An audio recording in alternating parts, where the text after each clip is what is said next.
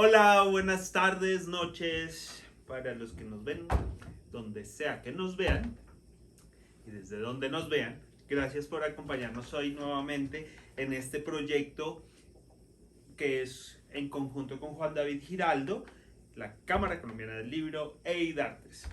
Yo soy Leandro Carvajal y es un gusto tenerlos acá en esta cocina donde estamos por fechas navideñas charlando de gastronomía y literatura navideña y viendo cómo en la literatura va tocando las tradiciones y cómo esas tradiciones en la historia nos llevan a hoy tener la Navidad que tenemos. Entonces, hoy tenemos un tema fantástico que es Mujercitas. El título el repele, porque es un libro del siglo XIX en el cual Mujercitas es una reivindicación de las mujeres y ahora sonaría un poco peyorativo, un poco raro. Mujercitas suena como mujeres pequeñitas, pero en su época es un empoderamiento de las mujeres y justamente empieza con la frase de Navidad. O sea, la primera frase con que empieza la novela es: no nos sentiremos en tiempo de Navidad este año, ya que no recibiremos obsequios, sostuvo enojada Jo frente al fuego de la chimenea y sobre la alfombra desgastada. Entonces, Mujercitas es una obra de la autora estadounidense Louisa May Alcott, que es un personaje verdaderamente increíble y además tiene una cosa muy interesante. Si ustedes vieron el anterior el programa que hicimos, el tema fue Charles Dickens.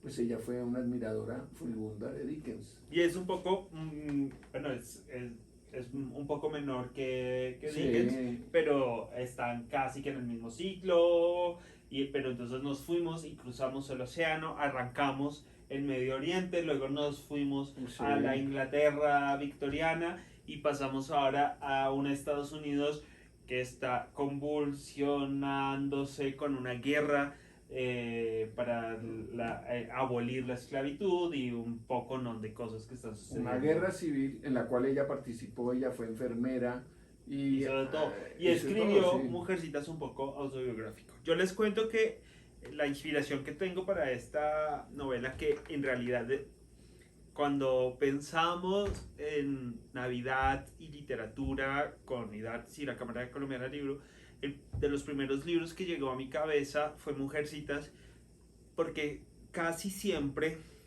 los puntos de giro más fuertes que tiene para mí son las Navidades.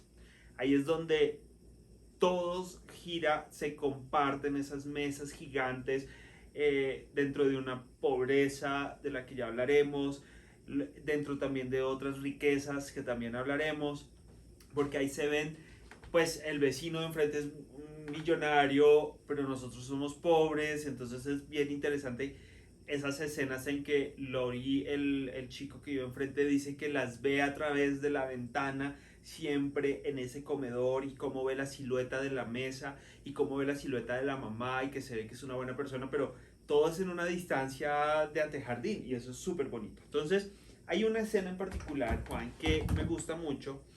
No sé si será una escena, más bien como una parte del Sí. libro, que ha sido también hecho película muchas veces y teatro y bueno, hay de todo. Sí. Es la primera Navidad que menciona la historia. Estas cuatro niñas se despiertan muertas de hambre, con ganas de desayunar. En Navidad bajan al comedor, pero la mamá no se encuentra. La Sí. mamá se ha ido. Entonces, bueno, al final llega la mamá y les dice, nos vamos y nos llevamos el desayuno donde unos alemanes que han llegado a Estados Unidos Emigrantes y alemanes están pobres. jodidos y pobrísimos. Entonces Sí. ellos llegan allá y son unos personajes importantes al final porque en el tiempo Beth se enfermará por la visita que les hace. Sí, a mediados del siglo XIX la emigración europea era enorme, o sea, eran irlandeses, italianos, alemanes, Claro, y entonces eran en este caso pobres son de un... alemanes que están jodidísimos con unos niños recién nacidos y en un helaje invernal que no tienen ni abrigos, ni siquiera dice que no tienen leña para el hogar, o sea, Sí. para la chimenea, o sea, la traducción está castellana. Pues bien, entonces, claro, en Estados Unidos la Navidad se celebra en un desayuno. A diferencia de nosotros, Que es por la o los noche. ingleses, o incluso en el resto de Europa, en Estados Unidos se celebra el 25. Sí.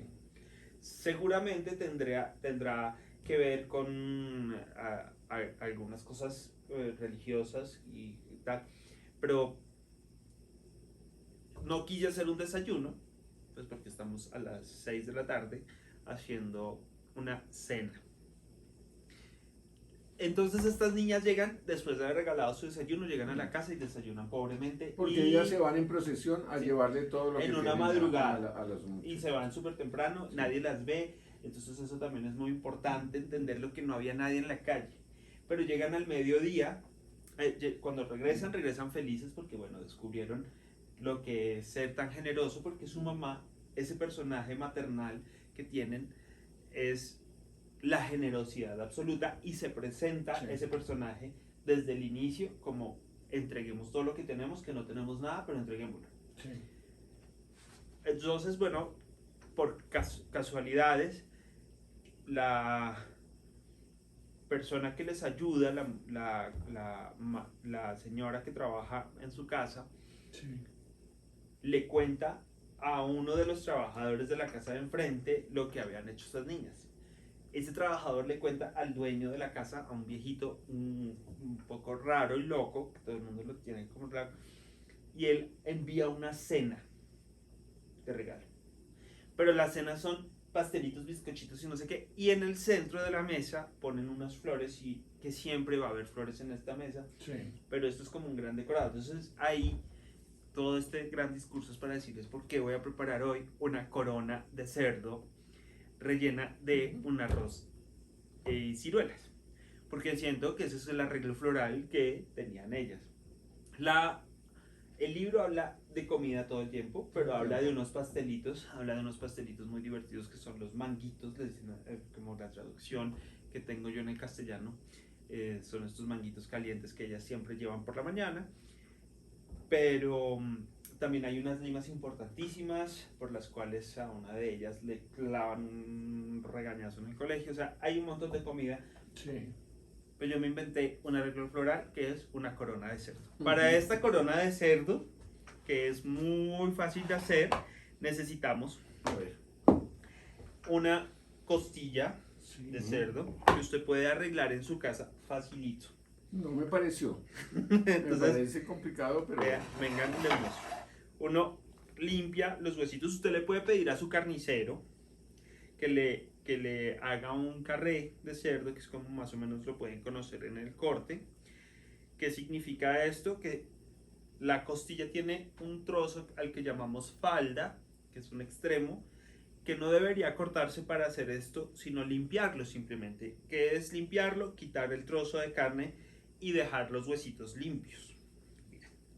Esta carne yo les recomiendo que la dejen marinando en seco el día anterior, o mínimo 3 horas. ¿Qué tiene el marinado en seco? El marinado en seco es tomillo fresco.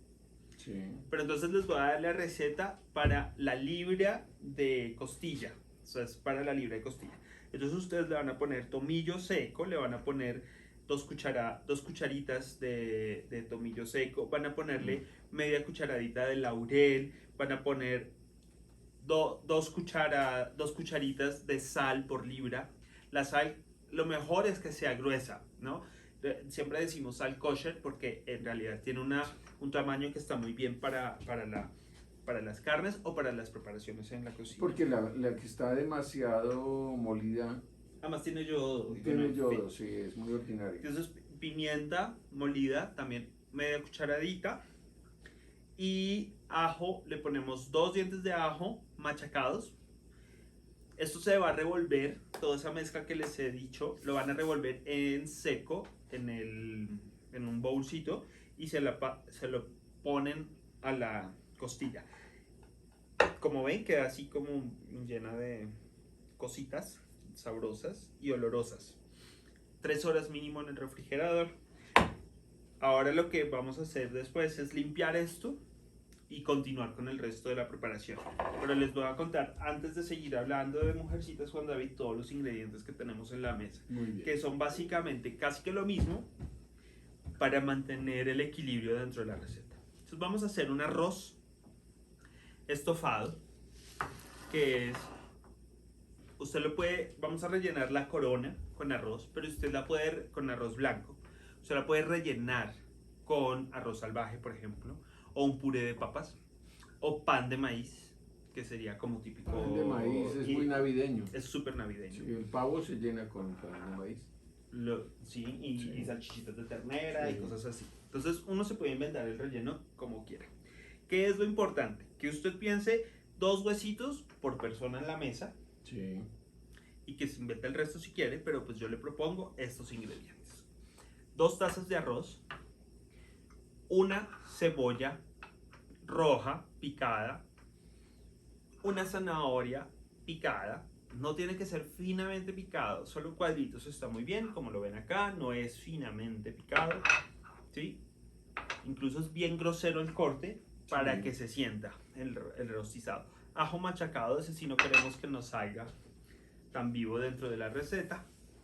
Esto será para el arroz, y 3 tazas y media de caldo de pollo, que yo ya tengo calentando porque tiene que estar caliente para la preparación.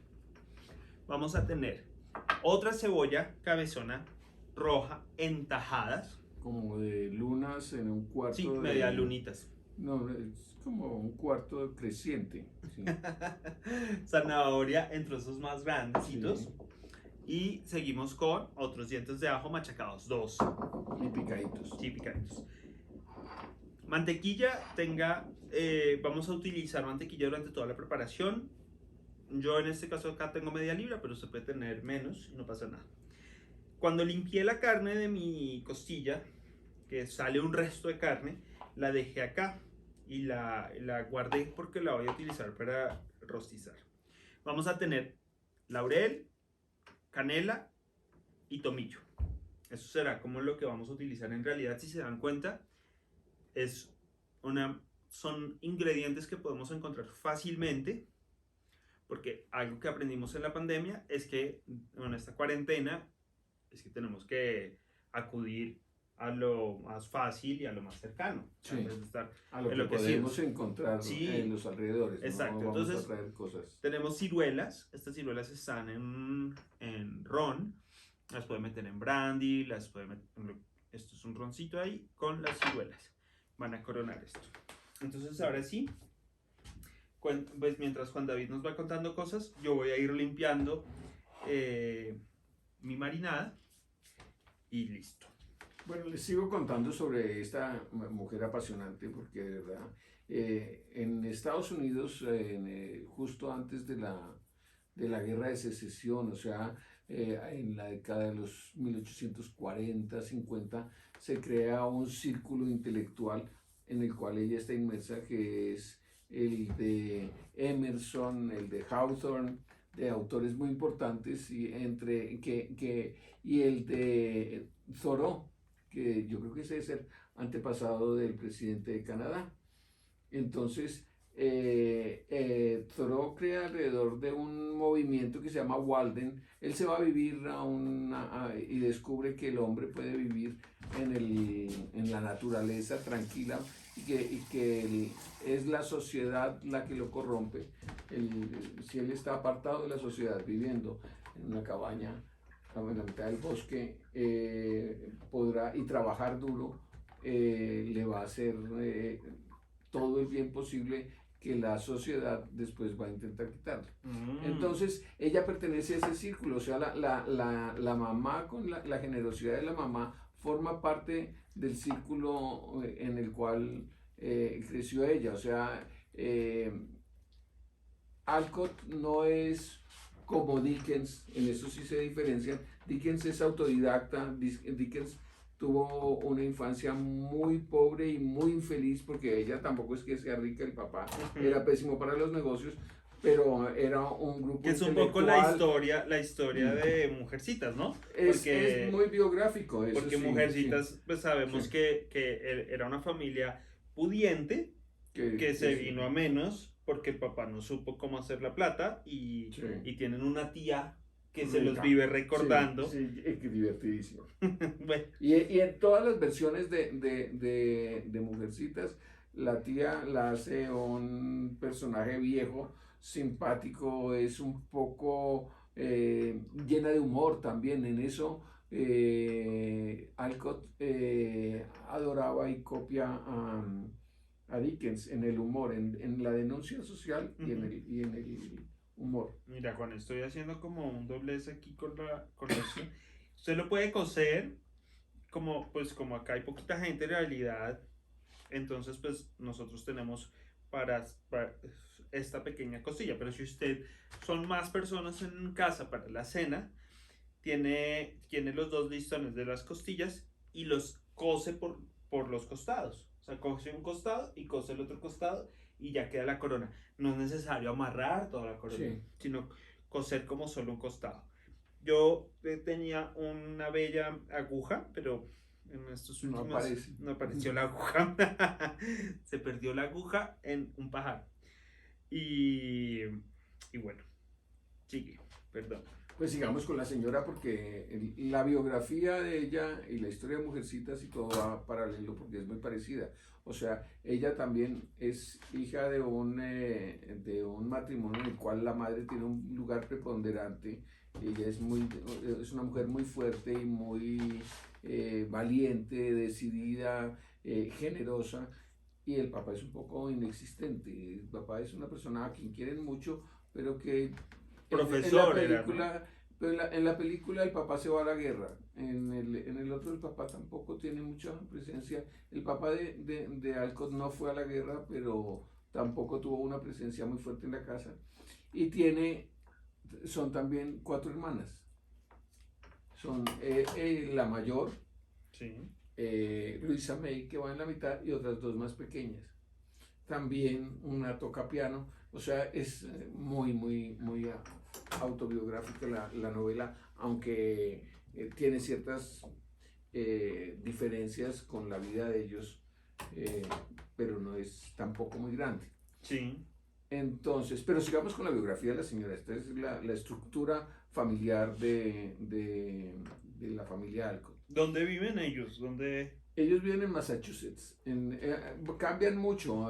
Hay una de las tragedias es que trastean todo el tiempo. Hay un momento en que desesperada ella dice, hemos hecho 25 trasteos en 33 años.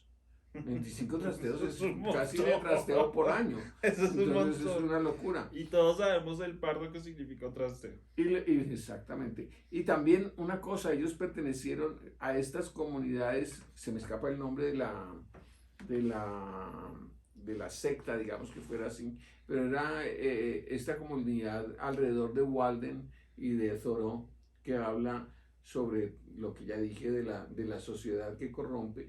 Entonces se arman estas congregaciones, eran un poco como hippies del siglo XIX.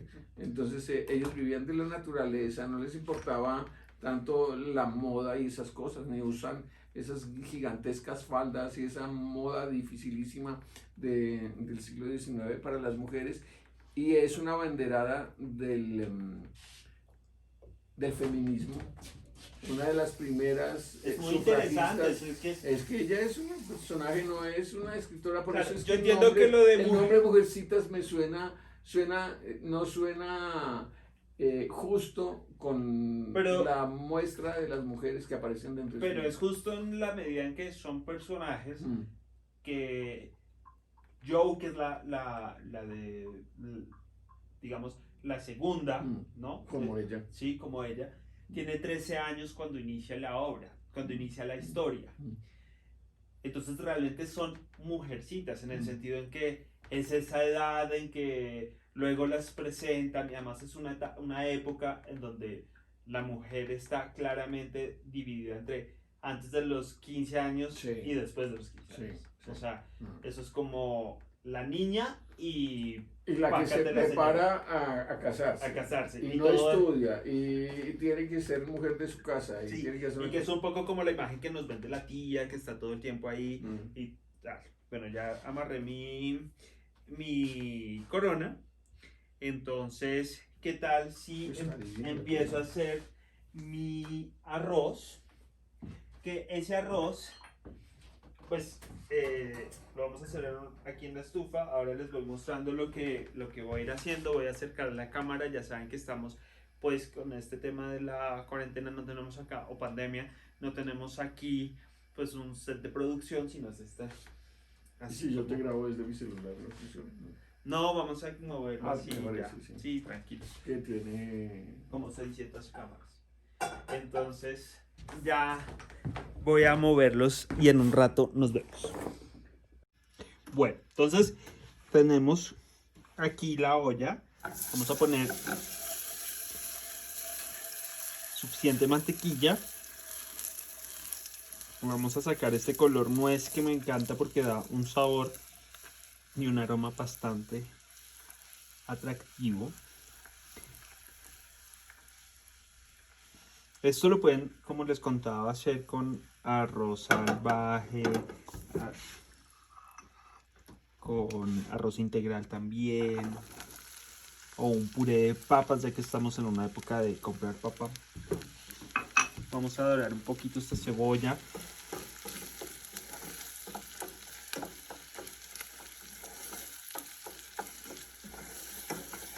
Y zanahoria.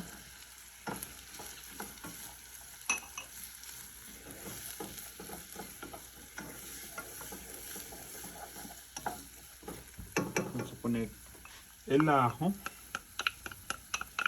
Y le vamos a dar a esto una cocción hasta que veamos que estén medio blanditos los vegetales.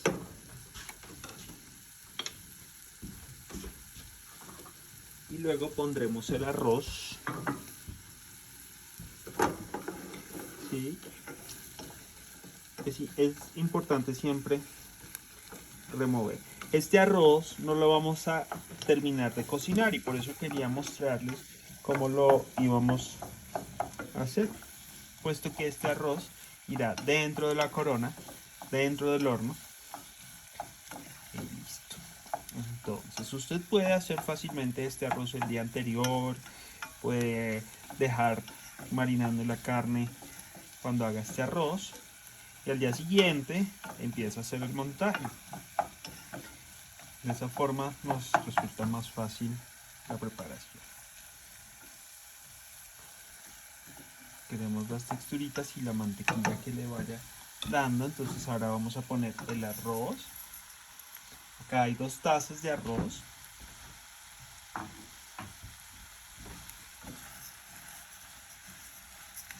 Blanco, largo, normal. Vamos a dorar un poquito con la cara para que abra bien los poros y permita el ingreso del agua. Entonces, le vamos a poner un poco de sal al gusto.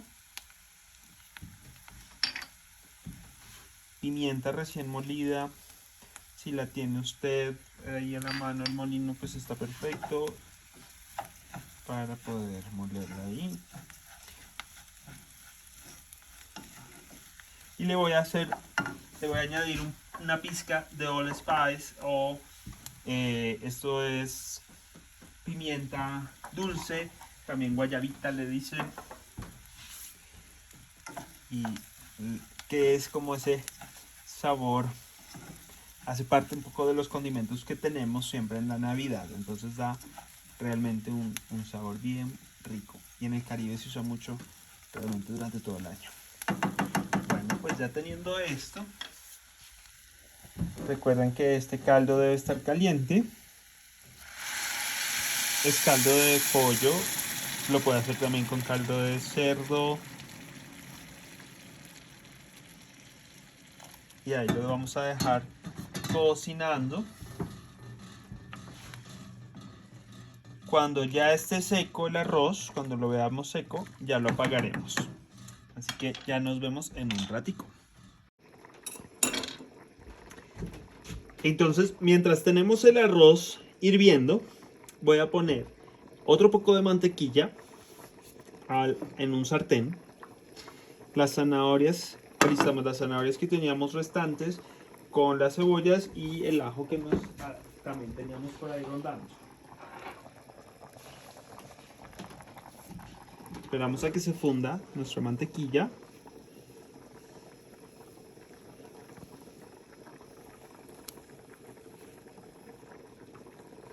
Usted puede ponerle, por ejemplo, al arroz, le puede poner apio. Está muy bien. Siempre empezamos con la cebolla. Porque es el vegetal, es un vegetal muy fuerte.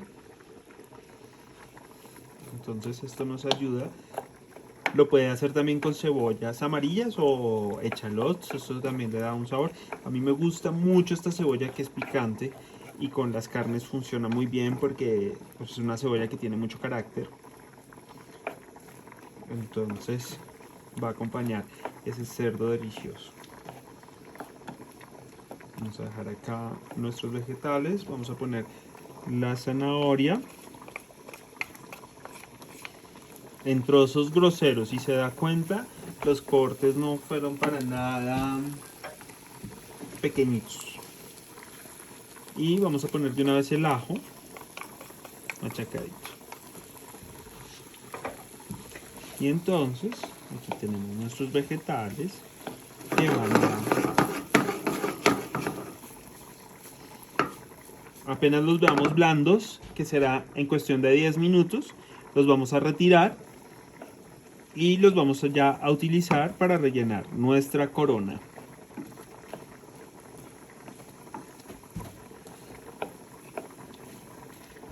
No le vamos a poner sal todavía ni pimienta. Vamos a esperar a la corona. Entonces aquí, como ven, los vamos a dejar quietecitos y ya ahora volvemos. El arroz ya va secando. Ya tenemos nuestros vegetales listos. Estos vegetales ya fueron cocidos 10 minutitos en mantequilla como les habíamos mostrado hace un ratico. Los voy a poner en este, bueno, como ven, los voy a poner aquí, no, más bien así, y así no le ven la cola al pobre sartén. Entonces, dejamos como una cama de vegetales, ya les muestro cómo. Tengo una parrillita dentro de esto, una pequeña parrillita, ven, ahí está. Vamos a correr nuestra costillita y voy a poner en el centro un poco de la carne, nuestro rostizado, ¿sí? Que también estuvo con la marinada, recuerden que ya tiene la sal, tiene pimienta. Pongo la corona. Qué maravilla.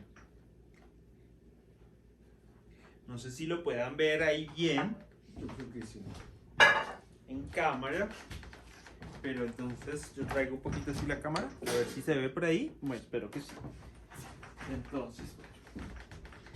Entonces Juan David, voy a rellenar esto.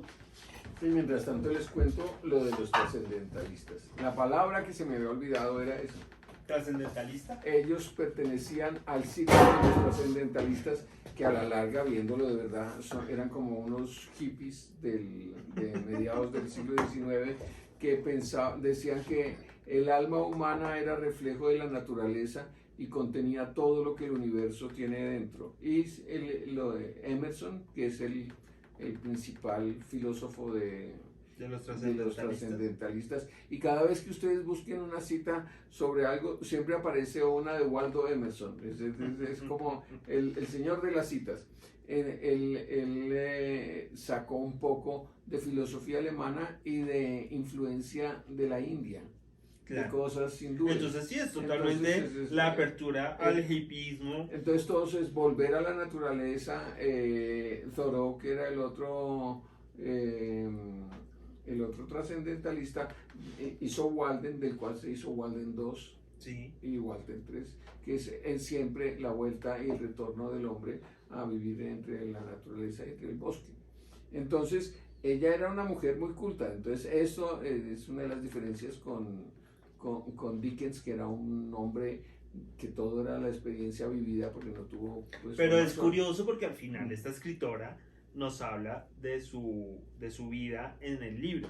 Como ven, acá se va cayendo un poquito del arroz, pero no sufran, porque al final esto va a ir al horno. Y todo va a Ya quedar. en este punto prendan su horno a 350 grados Fahrenheit y alisten papel aluminio. Fahrenheit es lo mismo que centígrados, ¿no? No, ¿Cómo no, es no. eso? En Celsius serían 160 grados. Centígrados. Ujú, Ah, ya. Celsius. Bueno, el caso es que ella descubre muy rápido, como tiene que ayudar el papá, como buen hippie anda vaciado, entonces las chicas se ponen las pilas, todas trabajan y se mueven y hacen de todo. Ella es enfermera durante la guerra de secesión. Y ya Ellos estaba son escribiendo. ellos son de la parte Ya del había escrito norte, cuentos, ¿no? abolicionista, pero ella es abolicionista y claro, pues ella va en contra y de un momento a otro la familia se tiene que esconder por ayudar a un filósofo afroamericano que lo escondieron dentro de su casa. Entonces a ellos les toca esconderse a su vez por esto, les toca una época bastante dura. Y ella empieza a escribir y descubre su línea. Y era muy lógico, porque en esa época también los diarios eran una cosa que las mujeres hacían mucho. Claro que es una mujer sorprendente porque se salta todos los patrones propios de la que tú decías que a los 15 años ya enfilaban hacia el matrimonio. Ujú. Ella no se casó. Ella no se casó nunca, sí. Eh, Y su personaje casi que no se casa, en el realidad. personaje lo hizo casar el editor. Bueno, eso nos dice la ficción. Ah, pero eso cuenta también en la biografía, que el editor fue un personaje bastante importante en la vida de ella. Pues porque la guiaba para hacer una obra que fuera además comercial. Claro, que al final era como lo que importaba. Pues es muy bonito cerca, como volviendo al tema de la Navidad, ¿no? Como esas Navidades duras, trágicas, como la que... Porque estas Navidades en la mitad de una guerra, ella nos cuenta en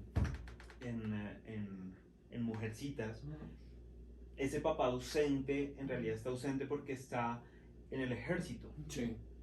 O sea, se va a luchar. Entonces es un poco como ¿no? Una navidades un poco tristes y atípicas. Y este año es una Navidad atípica. Esta es una Navidad Esta es típica. una Navidad atípica nuevamente en donde las familias también están separadas. Sí. Generalmente nos reunimos en la mesa, familias así gigantes, pero este año a lo mejor no todas las familias pueden estar juntas. Sí. ¿No?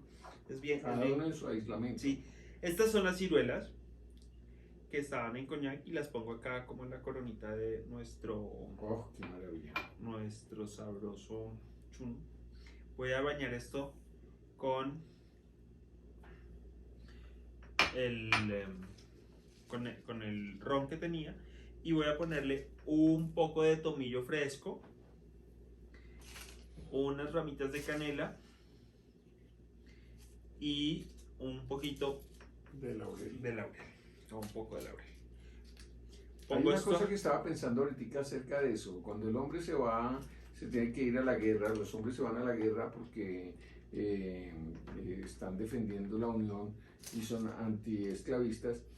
Las mujeres tienen que hacer la vida. asumir el papel que la sociedad les ha negado. Entonces las mujeres actúan, siembran, trabajan y por dinámicas de esto apoya al movimiento feminista que ella Además había es hecho. chévere porque claro, eso sí que hace una necesidad de venderle a las mujeres que son las que están. Uh-huh.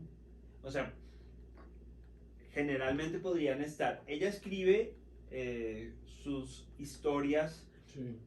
de ficción que Sí. son un poco como raras, psicóticas y extrañas. Pero luego Mujercitas ya es algo que sí escribe para mujeres. Para un público objetivo. Y son mujeres jóvenes que se supone que empiezan a leer esto con unos personajes que están muy marcados, que también son arquetípicos. O sea, tenemos a una hermana mayor que sufre de la pobreza, que odia la pobreza y que quiere ser una mujer que se viste divino. Sí. y que tiene ventajas y cosas.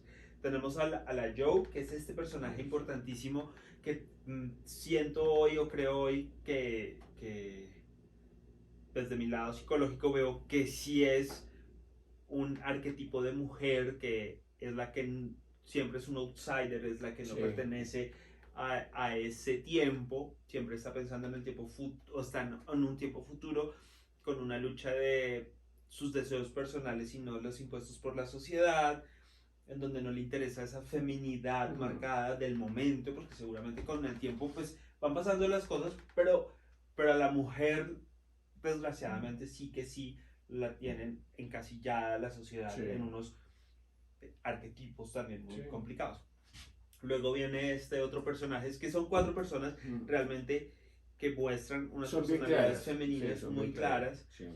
Beth, que es la chica que muere, que es dulzura pura, y Amy, que es una niña caprichosa, que sueña con ser una gran artista, Sí. ¿no? Entonces también está como ese gran sueño. Pintora. Es pintora, Sí. la Rafaela. Es bien interesante, son realmente 4 Y mujeres. por ejemplo, el vecino del frente, hay un equilibrio. En una casa viven las 4 niñas con su mamá. No son pobrísimas, pero pasan sus problemas económicos.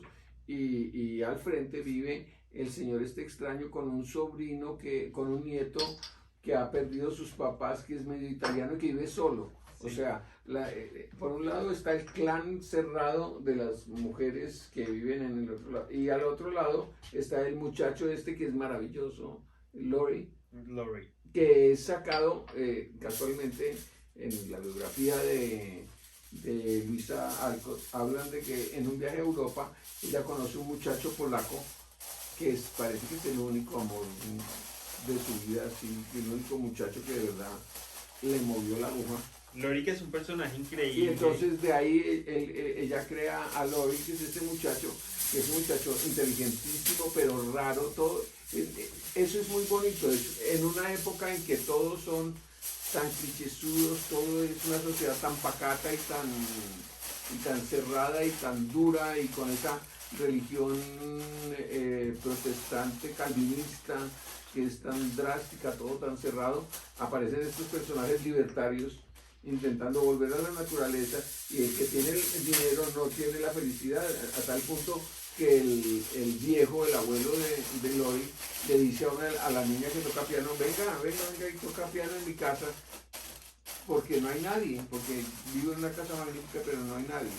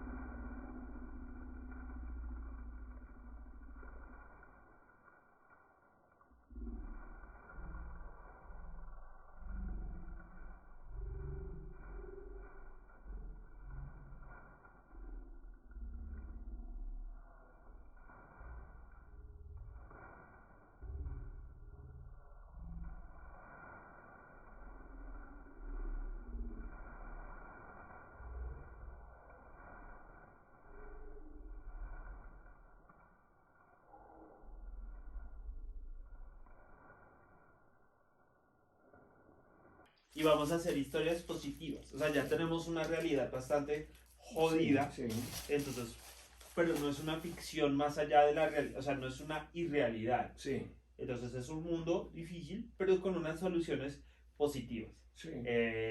A Joe le queman su gran libro que ha escrito durante varios años, que lleva años escribiendo sus cuentos y que su familia espera que eso sea una gran obra y que ella espera terminar para cuando llegue su papá de la guerra, y Amy se lo quema. Mm.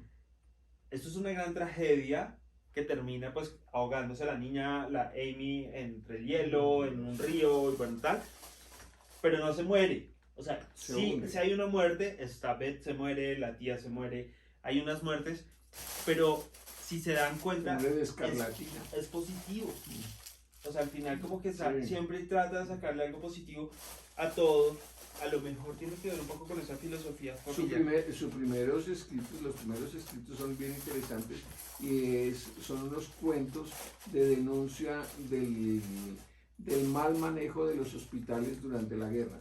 Como ella fue enfermera durante la guerra de secesión estadounidense, entonces ella conoce por dentro cómo son el mecanismo de los hospitales y entonces habla de la dureza de los médicos, de cómo maltratan y no confortan a la gente y también el desmedro de toda la organización de salud del Estado que no funciona.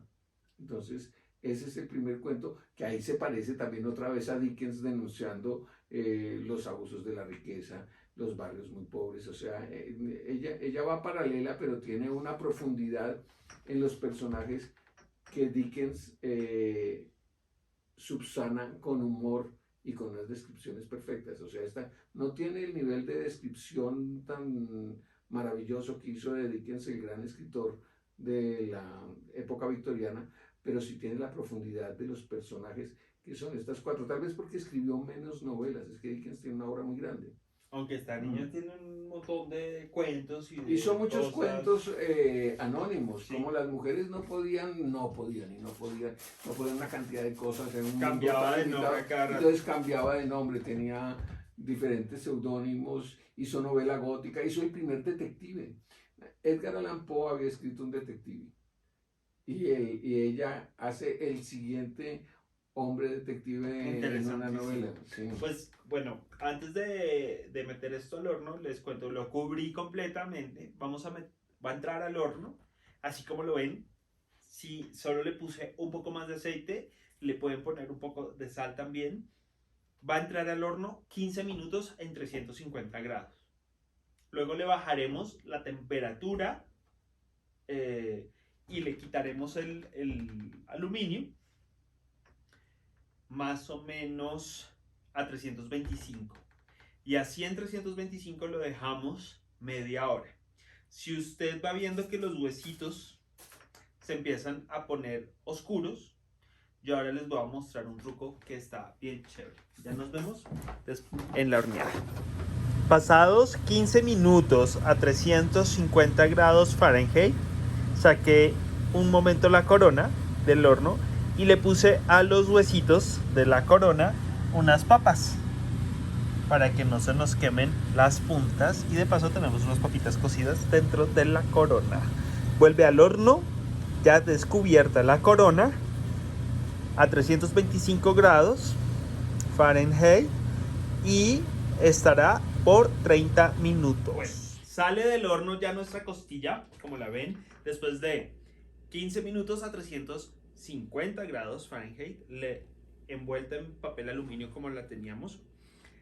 La ponemos, luego le quitamos el papel aluminio y la dejamos dentro del horno en 325 grados Fahrenheit por 30 minutos o un poco más, hasta que la temperatura, si usted tiene un termómetro en casa de carnes, puede clavarlo y que le dé 160 grados Fahrenheit. Ahora, ¿qué voy a hacer? Mientras Juan David nos sigue contando maravillas. No va a poder decir nada, no va a contar maravillas, solo va a intentar coger un pedacito de por acá, otro pedacito de por acá. Bueno, aquí vamos a ir poniendo un poco nuestras hierbas navideñas. Y voy a hacer un gravy de una crema de, con cebolla, mantequilla, vino y crema de leche. Entonces, Juanda, cuéntanos. No, bueno, hay una cosa que es muy interesante, que es que es la imagen de la Navidad. O sea, como estamos haciendo libros sobre Navidad, eh, la utilización misma de la Navidad es algo, la Navidad en Estados Unidos, por ejemplo, hasta la guerra de secesión, o sea, hasta la época de Louisa May Alcott era distinta en todas partes. Ujú. O sea, los puritanos no celebraban Navidad porque no dicen, en la Biblia no la mencionan exactamente, entonces, uy, esto está tremendo, no puedo concentrarme. No podían, no la celebraban. Otros la celebraban de otra manera. En California, como tenía mucha más influencia de los hispanos de la conquista española, entonces la celebraban a la manera española con los belenes y esto. Ujú. Lo que ocurrió después, que fue un manejo muy interesante, fue que la Navidad la convirtieron en un tema de unión.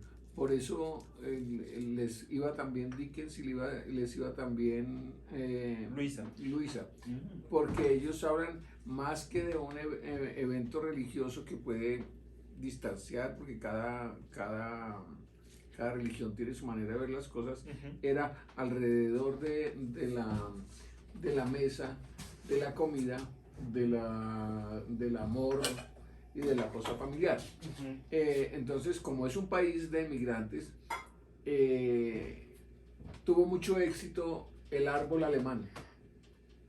El árbol alemán no existía, el árbol de Navidad no existía en Estados Unidos hasta después de la guerra de secesión, porque los emigrantes alemanes trajeron dos cosas y aportaron dos cosas a la Navidad americana, que fue el árbol, que era el árbol que los antiguos nórdicos tenían para adorar al Frey. Sí, pero también que significaba el Yggdrasil, que era el árbol de donde venían los mundos. Entonces ahí La, estaban como los tres reinos de los que habla la mitología nórdica. y entonces, Voy a poner la ponen cebolla en eso, la ollita. pero ¿qué hacen? Le chantan la iglesia, la estrella de Belén en la punta, Ah, que esa no la que tiene esa no el está en el árbol, Yggdrasil. no, esa no la tienen los nórdicos, Sí. las mitologías nórdicas. Le ponen la cosa, y al principio todos los adornos eran hechos de comida. Eran las cáscaras de naranja secas que hacían espiralitas, nuecesitas y cosas de comida. Ah. Luego empiezan a fabricar, las señoras, pues los fabricantes empiezan a pensar, no todo puede ser comida porque hay gente que no sabe hacer esto, entonces empiezan a fabricar esos mismos objetos en vidrio. Media copa de vino. Y a partir de ahí se crea el árbol de Navidad. Y otro alemán se inventa lo de enviarse las tarjetas.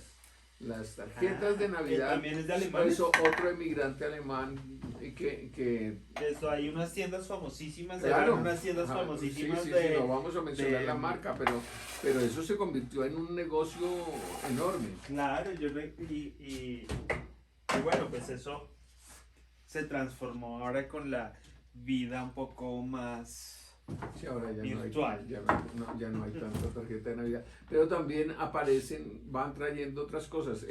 Por ejemplo, el San Nicolás, que era un santo italiano, Sí, porque era San Nicolás de Bari, y sí. todos los milagros y todas las cosas que De Bari eran de Bari, del sur de Italia. Sí. El San Nicolás se convierte en San Nicolaus, que de ahí pasa a Santa Claus.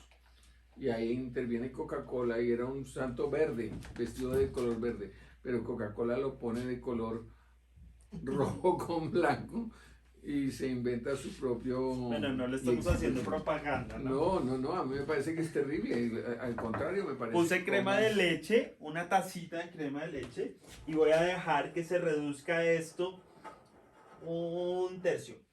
cómo el capitalismo se devora la Navidad, ese podría ser otro tema.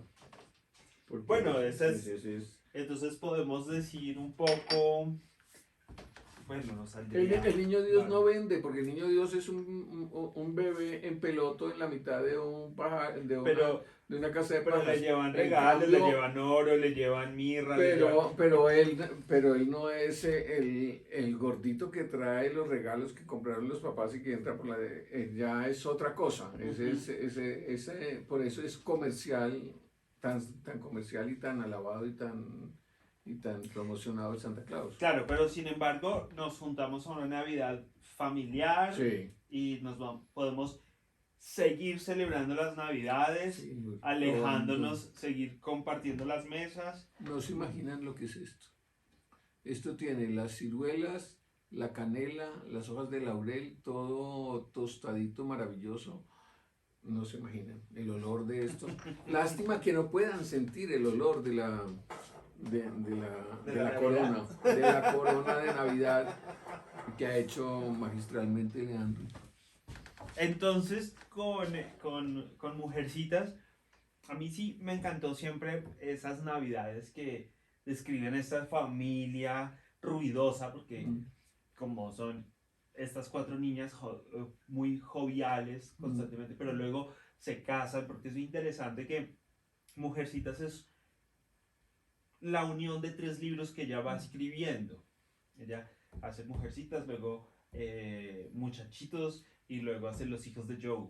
O los muchachos de Joe, una cosa así, entonces se termina juntando como una... Y luego están casadas o lo que pase, Sí, van adultas. creciendo, sí. Van creciendo. Sí. Al final es como esa figura que utilizamos todavía hoy de las historias de niños, adolescentes y ya adulticos, Sí. nuevo joven.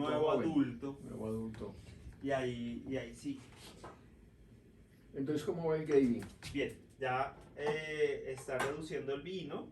Es vino blanco, cebolla, puede usar usted shallot o lo que quiera, le pone pimienta. Y ahora le vamos a poner la crema. Y esto lo servimos así. Usted si quiere dejarla más dorada lo puede hacer. Si ve los huesitos quedaron más bien blancos porque les puse las papas. Y eso, bueno, eso está apenas para... Y las papitas se pueden comer, mire, les pongo aquí para que la acompañen. Recuerden que eso tiene el relleno, que es el arroz ya está ahí, tiene más carne adentro. Sí, por acá se alcanza a ver el arroz el volcán de arroz que va brotando. que sale de la corona esta maravillosa. Esto es como la receta súper americana de una cena navideña del cerdo, que les encanta comer cerdo, hay todo... Con puré de manzana, ¿no acompañaría bien esto? Sí, y la ciruela. Ah, y la ciruela. Y la ciruela que digamos que acá tenemos ese cerdo relleno con salsa de ciruela. Es una receta que también usamos mucho en Sudamérica. Pero ahí está la ciruela que también la acompañan con tocineta, por ejemplo, hacen como, ¿no? Rellenan el pavo con ciruelas, tocineta y salchichas. Y nuestro ponqué, el budín tenía ciruela. El pudín tiene ciruela porque ese es el original de la Navidad. Sí. Entonces, pues bueno, ya vamos en nuestro tercer libro, Mujercitas. Mañana estaremos con un libro fantástico de un autor que me encanta porque lo hace de una forma tan natural que es Truman Capote, con 3 cuentos y son unos cuentos bellísimos de Navidad y otro de Acción de Gracias, que es otro tipo de fiesta que a veces la ligamos a la Navidad, pero no tiene mucho que ver, porque pues acá como no lo celebramos, pues hay como un imaginario, ¿no?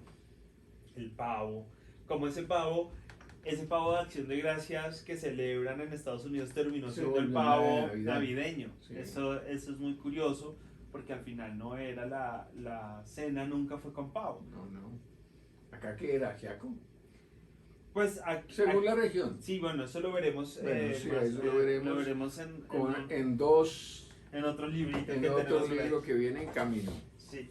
Así que bueno, ya tengo la cebolla, el vino, Muéstrala, y muéstrala. agrego a la crema que vamos a dejar espesar, y con esto queda el gravy de nuestro delicioso cerdo. Qué bueno, ¿no? Entonces uno se sirve su costilla Claro. y la baña con esto encima. Exacto. Y queda, lo van partiendo. Recuerden, 2 huesitos por persona está súper bien.